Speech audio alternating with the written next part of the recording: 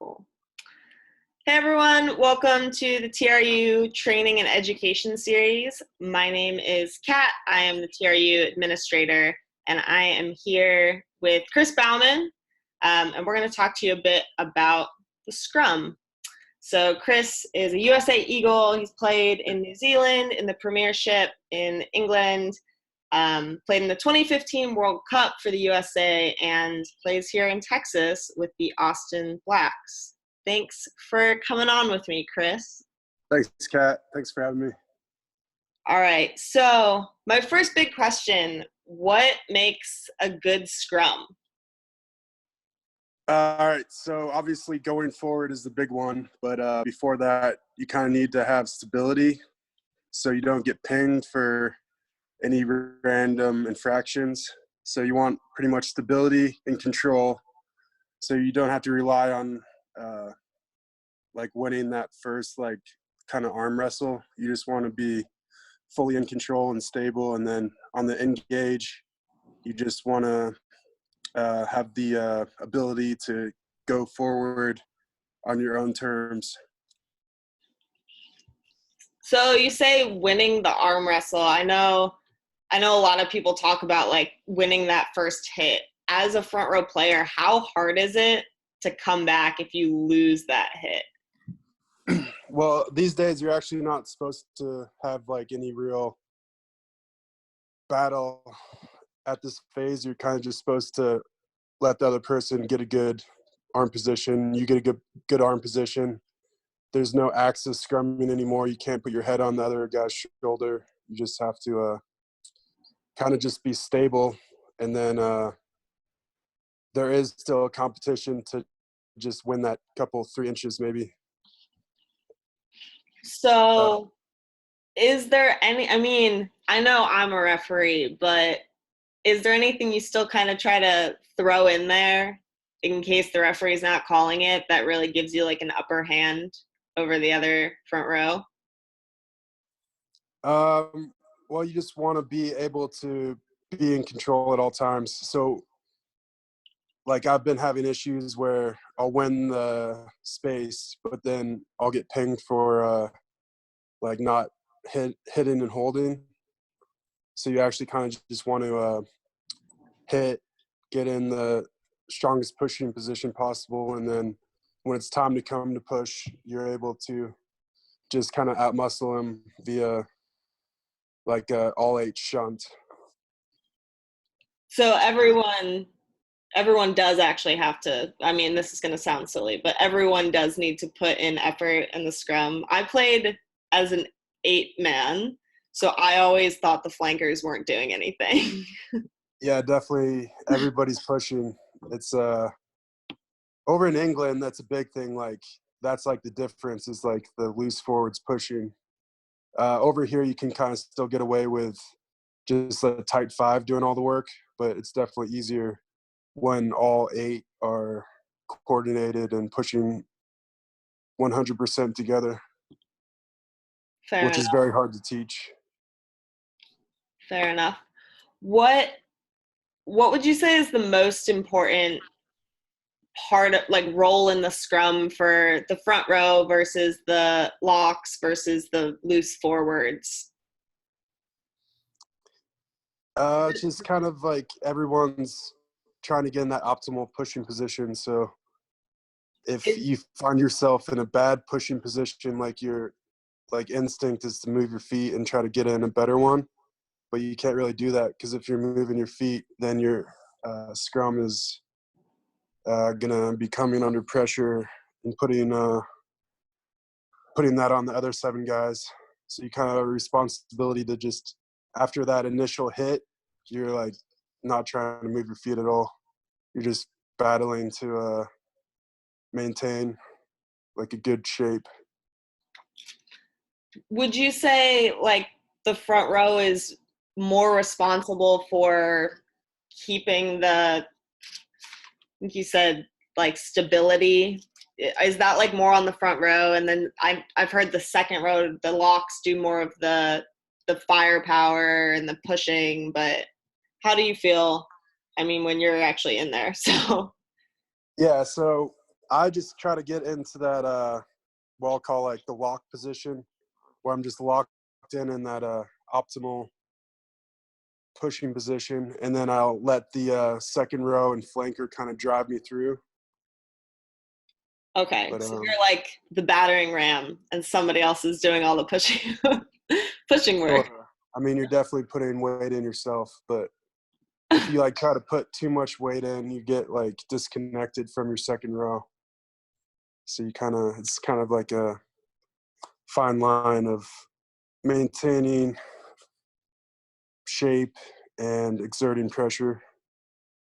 So do you think that there's like a disadvantage to being like, you could be really, really strong but not controlled? So I mean, ideally you'd look like the dominant scrum, but is there a way to just have no control that you would just drive forward and break apart? I'm not even sure how that would work. Or like, if you've got the power to push through, you're still gonna win. Does that make sense? Yeah, like pretty much every scrum's going to be somewhat different, but you will find like if you are going forward, you're not having a bad time, and the referee should be rewarding you. Cool. That is very helpful. Awesome. My next question are, what are some of the different goals you try to achieve with the scrum? So I know there's a difference obviously between like dominant scrums when you're just trying to push people off the ball versus like having a stable platform to play off of. What are some things, can you like wheel the scrum intentionally to do more things you want, or just try to disrupt the defense? Like, what are some of the different things you can do with the scrum? So I guess it kind of depends on the coach's game plan. But I will say, like, when I become a coach, I'm going to be fully focused on trying to scrum for penalties every single time, try to disrupt the other team's ball every single time.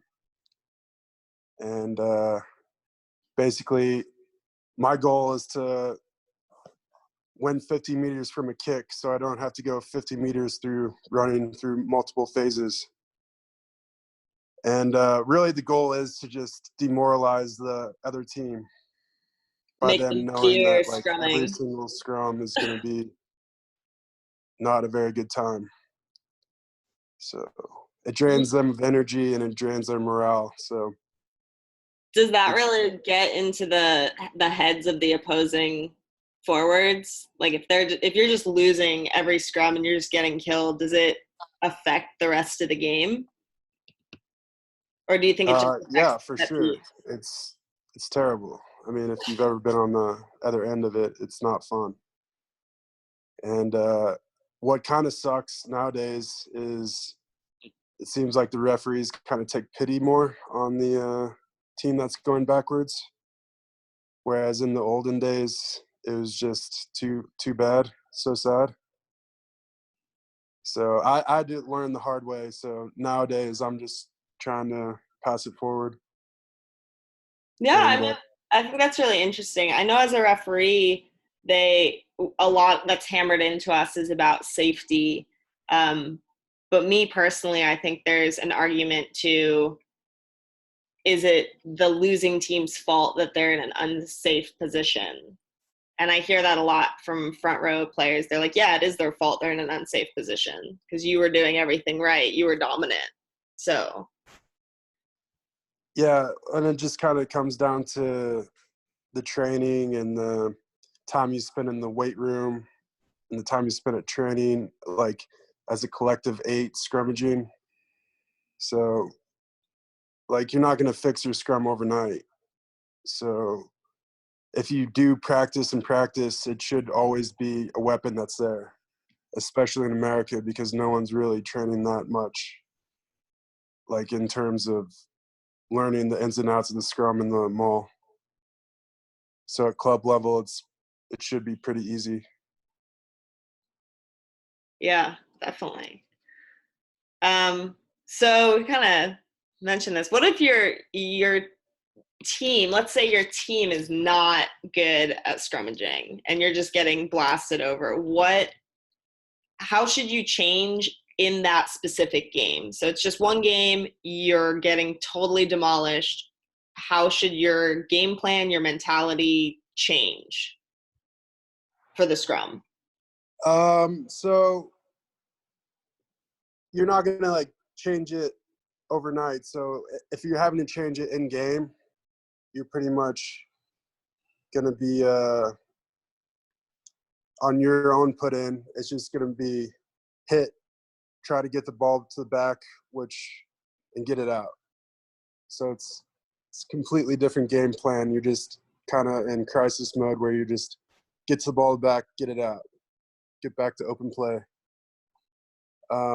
As far as when it's the other team's put in, you're just hitting, holding, because you're able to like hold static weight much more than if you're trying to push. So I guess my biggest suggestion would just be like hit and hold. Everyone dig in and just, hope that the referee makes the other team use it. So yeah, on your put in quick ball, on the other team's put in, just hope for the best. Hit and hold. Try to maintain that body shape.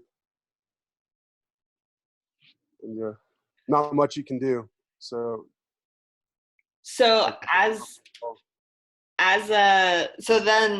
like the one game you're like, well, we got some scrum problems. As a coach, how do you work with players to improve scrummaging like over a season? Do you train against each other? Yeah. I feel like there's a major time allocation issue because most clubs don't have a scrum machine and most clubs don't have the full 16 forwards to do live scrums.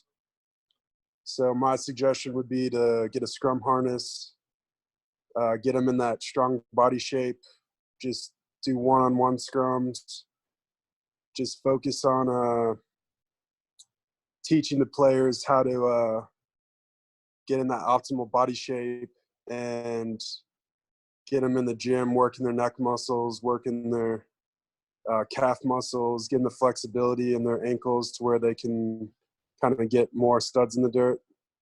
Definitely make the front row get studs. I can't tell you how many times I see front row playing in moldies, type 5 playing in moldies.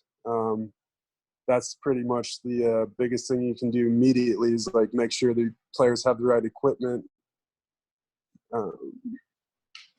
Yeah, what else? That's awesome.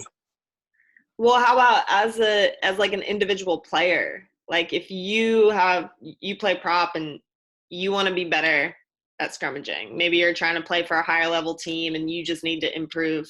What advice do you have there? Yeah, so definitely study like online cron videos. The coaches from New Zealand, they're probably the gold standard of who you should be listening to. Get yourself a scrum harness and just get in the gym and be doing those heavy half squats, deadlifts, stuff like that. Awesome. I realized that we had just touched on my last point, basically. Is there anything else that you want to share about scrums or want to chat about? Yeah, I mean, it's just one of those things that takes a very long time to get good at because it's just basically a power lift. So you just have to kind of teach your body how to do it. And it just takes a very, very long time. You're not going to be good straight away. But if you do stick with it, you can go very far with it. Yeah, definitely. I think we've had many front row players from not just from Texas, but get signed into like the upper leagues, major league, and the Eagles just for their scrummaging abilities. Not saying that about you. You were for everything. They liked everything. I started off at 8-man, went to flanker, went to hooker, and then went to prop. So I wish I would have just started off at prop. It would have saved myself a lot of time. Why do you think you started off as a loose forward? Is that That's just kind of how the general introduction into rugby goes, because you shouldn't just be thrown in the front row. It is a very dangerous place if you don't know what you're doing. interesting? Interesting. Yeah, I know in college we would always just, based on, body shit type, we would put people in the front row that we thought should be in the front row, but I guess that's what you do when you play in college and don't really have coaches. Yeah, and I've seen like a couple just stud like converts like from other sports come in, and maybe one tore his Achilles, which was terrible because he was such a good athlete. And if he just had like a little bit of coaching, he probably would have been a freak. But yeah, I just try to help out as much as possible. Awesome. Well, I really appreciate you taking this time out to chat with me. And I learned some new things about scrummaging today, so I appreciate it. Oh, no worries, Kat. Thanks for having me. All right. Have a good one.